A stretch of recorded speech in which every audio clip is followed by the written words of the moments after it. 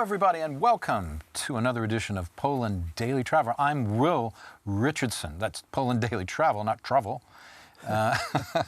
Nicholas will correct me with his excellent English language abilities. Kind. Yeah, Nicholas, no religion. No religion.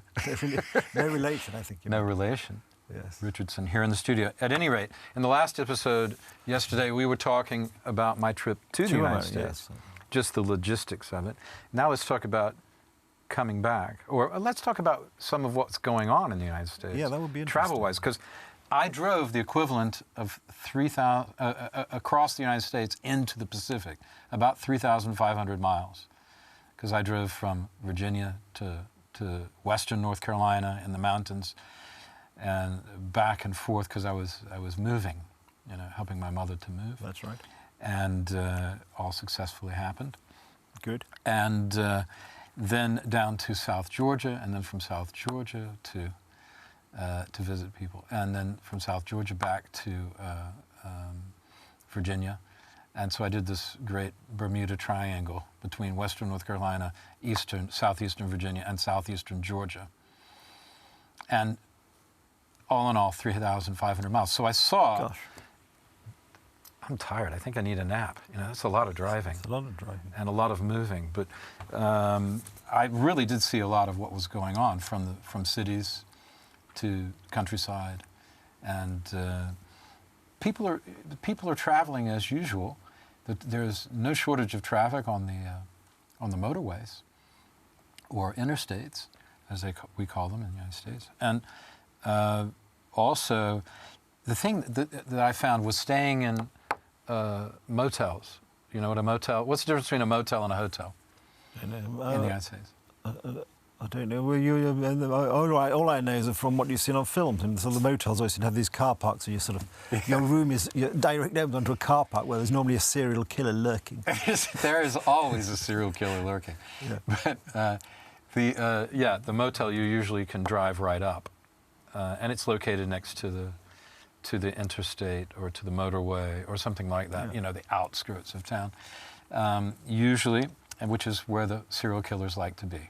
We all know that. Easy access, yeah. We all know that. Easy access to ready prey, stopping off, tired, easy to catch them. Yep. Especially... Those doors are very flimsy. The doors are very flimsy, like in one of those movies. So the thing that I found out staying in the motels, a hotel's in the city, that's the difference, is that the gymnasium, because I would book a hotel that had a gymnasium because I like to go and ride the bicycle or, first thing in the morning, or do a little bit of exercise, get the blood flowing, especially when you're driving so much, right? So I thought, this would be good. But guess what? They're all closed. All closed. And no breakfast either. No breakfast. The only place I had breakfast, and I stayed in probably 5 different types of hotels or motels, was at the Dulles Airport, at the very nice Hyatt Regency Dulles, which is an amazing hotel and very reasonable at about $75 for a night. I had to stay there. You know why I had to stay there on my way out? Nope. Because Washington was closed by the mayor. Oh, that's right, yes. The mayor, I forget her name. The mayor closed the city because she's worried that people from other states coming to the nation's capital are going to infect the citizens. There's a lot of there's a lot of nonsense. COVID has now entered the nonsense stage, hasn't it? As you would say, it's rubbish. It is. I mean, I know it's a very serious problem if you catch it, obviously, and you can be very badly affected. Anything is serious if you catch it. And we know now that there are certain groups which are particularly vulnerable. Anybody who's obese, anybody who already has a pre-existing medical condition, diabetes or lung condition, if you're just old and generally in relatively bad shape, then you are, if you get this, it is very, very nasty. But for the vast majority of the population, if you get it, it's not a problem. But yet we've taken this remarkable step of closing down the economy, closing down travel, on the most spurious of reasons. I mean, for me, it's bizarre. It's completely irrational behaviour. Well, I mean, fear... We were talking about travelling, for example. Like the Yeah. Polish government has announced now it's expanded its group of countries whose aeroplanes are not allowed to land in Warsaw. Yeah, so how did I get back? But not in this. You'll have to stay tuned for the next How did you episode. get back? I'm going to tell you how I got back, because Nicholas raises an interesting point. Certain countries are banned. If certain countries are banned, then how did I get back? How did you get back? It's a good question, and it bothered me. And I'll tell you about the drama leading up to coming back in the next installment. But for now, yeah, so I couldn't go to see my aunt. My aunt Liz, I always go to see her in Washington. It's one of the reasons I fly to Washington, is so I can see her. And so, but you say the city was closed. Were the police patrolling the city limits? So if you No, but the thing, here's what it is.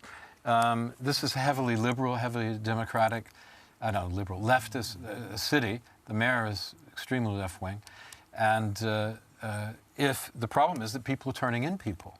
Well, like you don't know who's going to turn you in. Like in Venice, with the little, these little, you see them if you go to Venice now, these little stone lions' faces and with a lion open mouth. And in the old days, you could denounce your neighbour and you could put it. Oh, you mean in the medieval times? Yes, so you put it there, then the council of, I think it was Council of 10, would then investigate and you could have your neighbour sort of strung up. Yeah. And we've reached that sort of stage now. It is extremely odd.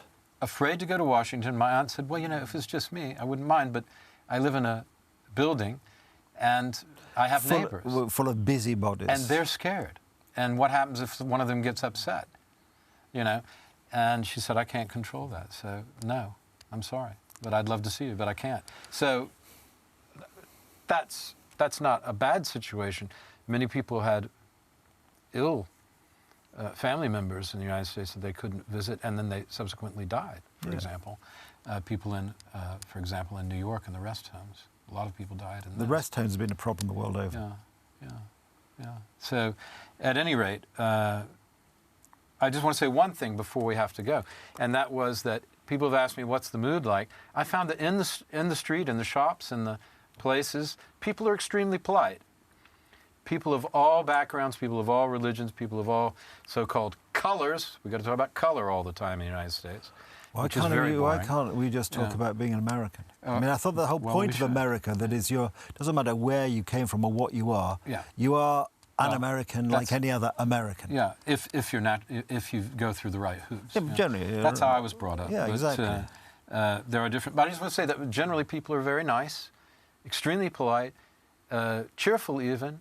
And what you're seeing on the television and from politicians and media, most of the media is